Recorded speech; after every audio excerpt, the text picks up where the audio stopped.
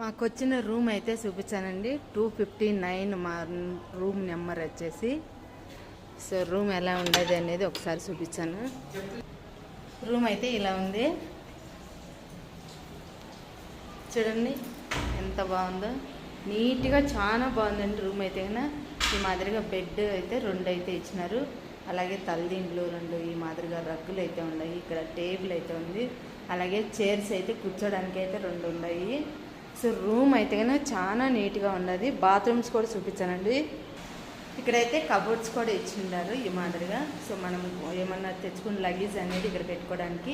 అలాగే డస్ట్బిన్లు అయితే ఇచ్చినారు. సో ఇక్కడైతే జగ్గు కూడా ఇచ్చినారు.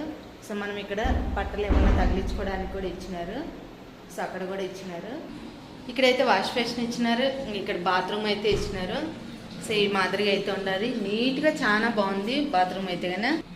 ఇక్కడైతే కన్నా